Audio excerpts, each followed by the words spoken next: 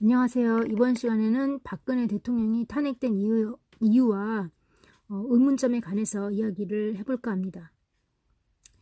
2016년 10월 말에 박근혜 대통령의 그 지인이 국정에 개입했다는 그 의혹이 불거지면서 지지율이 급락. 그해 12월 9일 국회에서 탄핵 소추안이 가결된 후 헌법재판소의 재판관 8명의 전원 일치로 탄핵이 결정되었습니다. 한국 헌정사상 최초의 대통령 파면이라는 중대한 안건에서 소수 의견을 가진 재판관이 부재했었다는 것은 상당히 주목할 점이 아닐 수 없습니다. 이것은 한국의 재판관이 여론의 압력에 약하다라는 인상을 강하게 남기게 되었습니다. 미국과 같은 이원제의 경우에는 하원이 탄핵을 발의하고 상원이 탄핵을 심리합니다. 이런 제인 한국에서는 헌법재판소가 탄핵 심리를 행하도록 되어 있습니다만 탄핵이 인정되기 위해서는 위법성만으로는 부족하고 중대한 위법성이 필요하다고 되어 있습니다. 헌법재판소의 재판장은 대통령 박근혜를 파면한다고 언도했는데 법률적으로 봤을 때 대통령의 위법성에 대한 엄격한 구성 요소가 결여되어 있었습니다.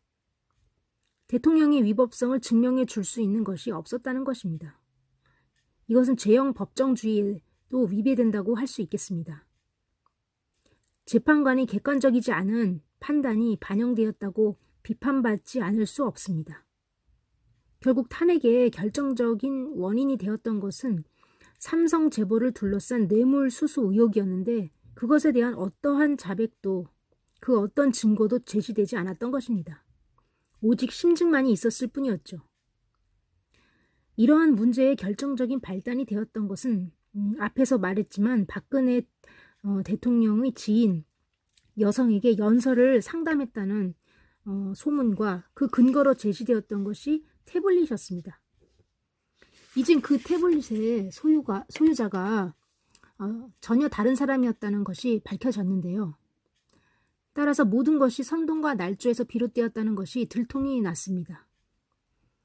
왜 박 대통령이 지금 감옥에 있어야 하는지, 왜 탄핵이 되었었는지에 대해서 법적인 근거로 논리적으로 그 근거와 물증을 제시할 수 있는 사람은 아무도 없다는 것입니다.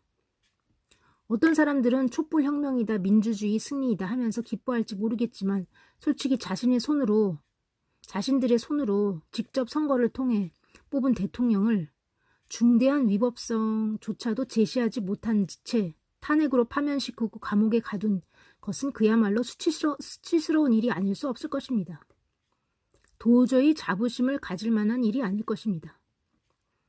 얘는 조금 다를 수 있겠지만 조선시대 중종 때에 조광조라는 젊고 똑똑한 신하가 있었는데 왕의 신임을 얻은 그는 그를 시기 질투한 반대파들이 그를 몰아내기 위해 궁궐에 뽕나무 잎에 꿀물을 묻혀서 주초위양이라는 글자를 쓴 다음에 벌레가 그 글자 모양대로 나뭇잎을 갉아먹게 한 다음 그것을 왕에게 보여서 왕을 속였다는 일화가 전해져 오고 있습니다.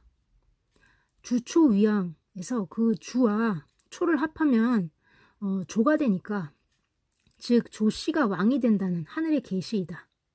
조가 역성혁명을 일으켜 왕의 지위를 찬탈할 것이다. 이런 식으로 왕에게 알려서 조광조를 미워하게 만든 것이죠.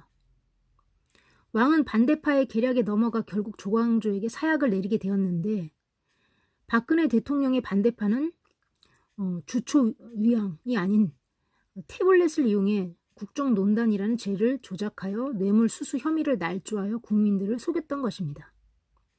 태블릿은 현대판 주초위양이라고 하기엔 다소 무리가 있을 수도 있겠지만 아무튼 누군가를 속이는 도구로 사용해 권력을 손에 넣었다는 점에서는 비슷하다고도 볼 수 있겠습니다.